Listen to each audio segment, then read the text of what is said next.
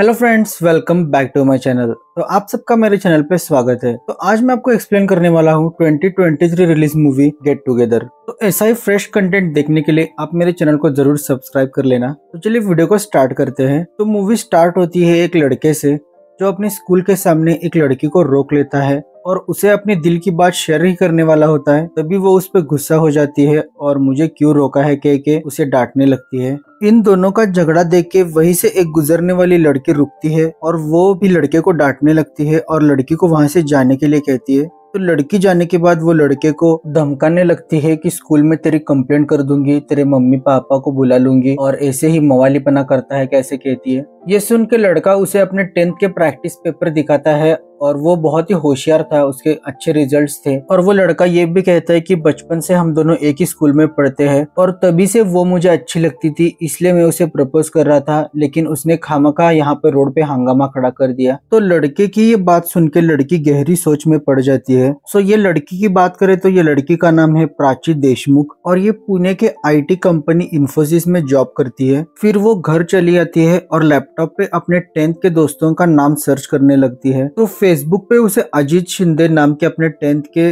Friend का ID मिल जाता है। तो वो उसे फ्रेंड रिक्वेस्ट भेज देती है। फिर अजीत उसकी फ्रेंड रिक्वेस्ट एक्सेप्ट करता है और वो दोनों बातें करने लगते हैं। तभी प्राची को पता चलता है कि अजीत आर्मी में है और वो कुछ दिनों के लिए पुणे में आने वाला है क्योंकि अजीत के बहन की शादी है। फिर वो अपने नंबर्स एक्सचेंज कर लेते हैं और पुणे में मिलते हैं। तो यहाँ पे प्राची अजीत से अपने स्कूल के दूसरे फ्रेंड्स के बारे में पूछने लगती है। तब वो बताता है कि सुजीत अपने खुद के एग्रीकल्चर फार्म में काम करता है और दूसरा फ्रेंड गोटा जो नगर सेवक बन चुका है, और परीक्षित भी पहले बाहर था कुछ दिनों के लिए, फिर उसने भी अपनी ट्रांसफर अपने गांव में कर दी है और अभी गांव में ही रहता है। अजीत कहता है कि तुमने हीरे जैसे परीक्षित को छोड़ के बहुत गलत किया, और ये कह के अजीत अपनी बचपन की स्टोरी शेयर करने लगता है। फिर कहानी शिफ्ट होती है गांव में, जहाँ पे ये सब लोग अपने 10th स्टैंडर्ड की स्कूलिंग कर रहे हैं। तो अजीत, सुजीत, गोटा और परीक्षित, तो ये चारों बहुत ही अच्छे फ्रेंड्स है और एक ही स्कूल में और एक ही गाँव में पढ़ते हैं। और परीक्षित की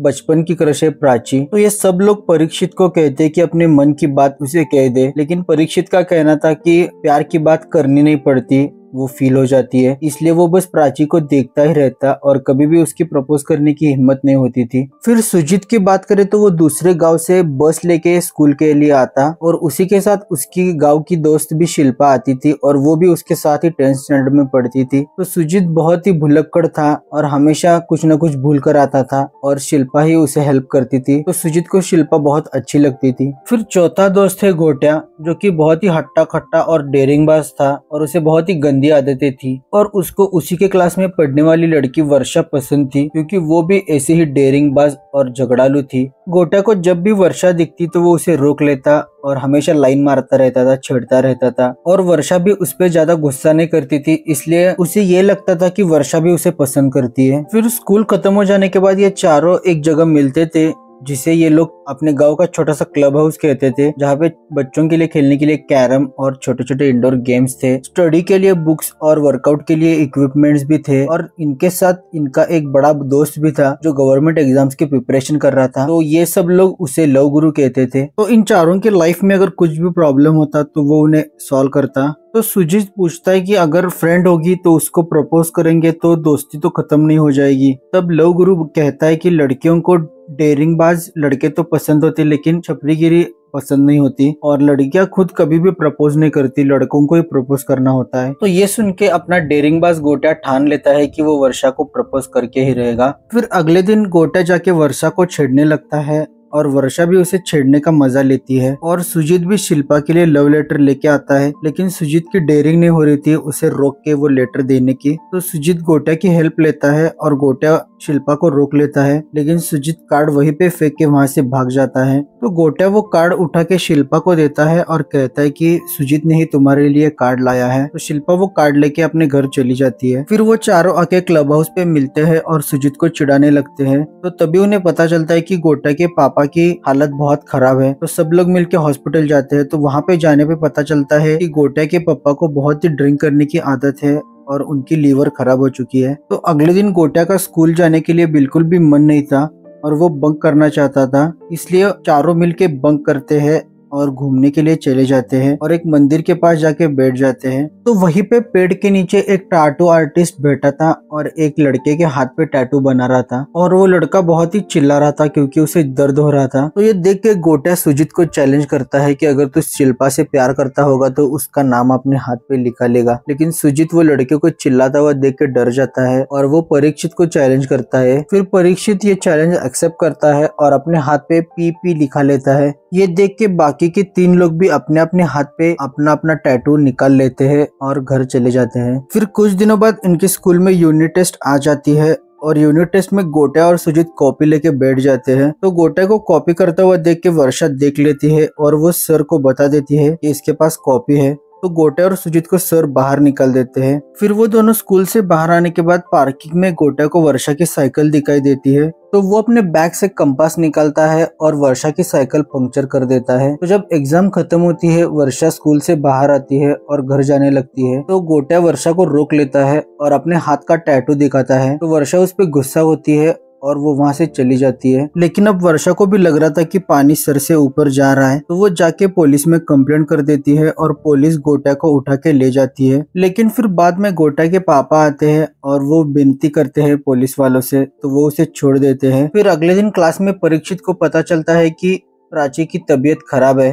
तो वो उसे देखने के लिए उसके घर के बाहर जाके खड़ा हो जाता है। तो थोड़ी देर बाद प्राची घर से बाहर आती है और जाने लगती है। तो वो उसका पीछा करता है। तो घर से थोड़ी दूर जाने के बाद एक वेल्डिंग वाला उसे रोक लेता है जिसका नाम रंग्या था। तो वो उसे छेड़ने लगता है। तो प्राची उसे धमकी देके वहां से चली जाती है। फिर इस पे परीक्षित गुस्सा होता है और अपने फ्रेंड्स में आके ये बात बता देता है। तो वो उससे सजेस्ट करते हैं कि वो उसे सबक सिखाए। तो परीक्षित उसके पास जाता है और उसकी खूब कुटाई करता है और अगले दिन वो उससे माफी मांगने के लिए कहता है। तो रंग्या भी वैसे ही करता है, वो प्राची से माफी मांग लेता है और ये देख के प्राची भी खुश हो जाती है। तो वही दूसरी तरफ वर्षा गोटा की हरकतों से तंग आ चुकी थी और वो अपने बॉयफ्रेंड को लेके आ जाती है और गोटे को पीटने के लिए कहती है। वो भी उसकी खूब धुलाई करता है और वर्षा और उसका बॉयफ्रेंड कार में बैठ के चले जाते हैं। शिल्पा भी सुजीत से मिलती है और उसे कार्ड दिखाती है और कहती है कि मुझे तुमसे ये उम्मीद नहीं थी, हम दोनों बस अच्छे दोस्त थे और एक ही गांव के, इसलिए मैं तुम्हारी मदद करती हूँ और 10th हमारा बहुत ही इंपॉर्टेंट स्टैंडर्ड है, तो ऐसा मत करो, मुझे तो प्यार व्यार में कुछ इंटरेस्ट नहीं है। और ऐसा कह के वो उसे कार्ड दे के चली जाती है। और परीक्षित भी ठान लेता है कि वो भी प्राची को प्रपोज करके रहेगा। लेकिन प्रतीक्षित को पता था कि वो प्राची से अपनी दिल की बात आराम से नहीं कह पाएगा, इसलिए वो एक लेटर में अपने फीलिंग्स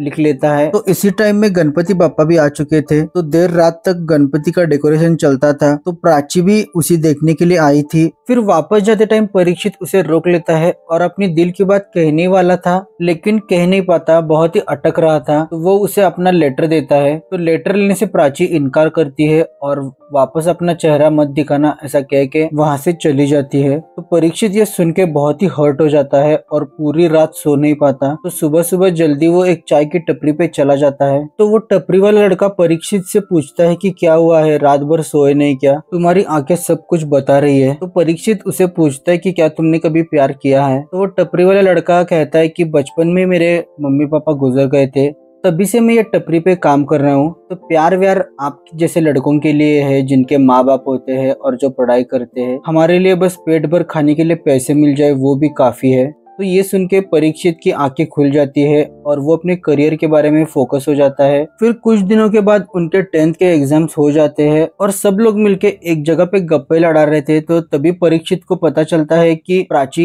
ये गांव छोड़ के जा रही है क्योंकि उनके पापा की ट्रांसफर हो चुकी है। तो आखिर एक बार बात करने के लिए वो प्राची के घर चला जाता है। तो वहां पे उसे पता चलता है कि वो लोग जा चुके हैं। तो वो बस स्टैंड, रेलवे स्टेशन, हर जगह उसे ढूंढता है लेकिन वो कहीं पे भी उसे नहीं मिलती। और फिर कहानी प्रेजेंट में शिफ्ट होती है। अजीत के मुंह से परीक्षित की ये सारी बातें सुन के प्राची को बहुत ही रिग्रेट फील हो रहा था। लेकिन अब अजीत को लेट हो रहा था, इसलिए वो इनविटेशन देके के वहां से चला जाता है। अब प्राची भी परीक्षित से मिलने के लिए बेकरार थी, इसलिए वो भी अजीत की बहन की शादी के लिए उसके गांव चली आती है और उसे रिसीव करने के लिए परीक्षित ही आया था। तो परीक्षित प्राची को देख के शॉक होता है और वो उसे लेके अजीत के घर चला आता है। तो अगले दिन परीक्षित कुछ सामान लाने के लिए मार्केट जा रहा था। तो प्राची उसे रोक लेती है और वो भी उसके साथ चली जाती है। तो उन दोनों की बातों से हमें पता चलता है कि परीक्षित प्राची पे अभी भी गुस्सा है और उसने अभी तक शादी नहीं की क्योंकि वो अभी भी प्राची से प्यार करता है और प्राची को भी अब परीक्षित में इंटरेस्ट आ गया था। तो प्राची भी परीक्षित की चॉइस की साड़ी और बैंगल लेके घर वापस आने लगते हैं। बीच में उनकी बाइक पंक्चर हो जाती है, तो वहाँ पे बातों बातों में प्राची बता देती है कि उसका डिवोर्स हो चुका है और डिवोर्स का रीजन है क्योंकि प्राची के हस्बैंड ने उसे झूठ कहा था कि वो एक IT कंपनी में जॉब करता है और उसके पास बहुत सारी प्रॉपर्टी है, लेकिन ऐसा कुछ नहीं होता और वो प्राची के ही पैसे उड़ा रहा होता है, इसीलिए वो उसे डिवोर्स दे देती है। फिर प्राची परीक्षित से पूछती है कि तूने शादी क्यों नहीं की, तो इसका परीक्षित के पास कोई जवाब नहीं था और फिर वो दोनों वहां से निकल जाते हैं और अजित के घर आ जाते हैं। फिर अगले दिन प्राची वही साड़ी पहनती है जो परीक्षित को अच्छी लगी थी, तो ये देख के परीक्षित भी खुश हो जाता है और अजित की बहन की शादी में प्राची खुद की शादी इमेजिन करने लगती है परीक्षित के साथ, लेकिन ना ही प्राची कन्फेस कर रही थी और ना ही परीक्षित की वो दोनों अभी भी एक दूसरे से प्यार करते हैं। फिर रात को प्राची घर जाने के लिए निकलने लगती है, तो अजित उसे रुकने के लिए कहता है और परीक्षित और प्राची परीक्षित के घर चले जाते हैं। तो वहाँ पे एक औरत परीक्षित का शुक्रिया अदा करने के लिए आई थी क्योंकि परीक्षित ने उसके लड़की का केस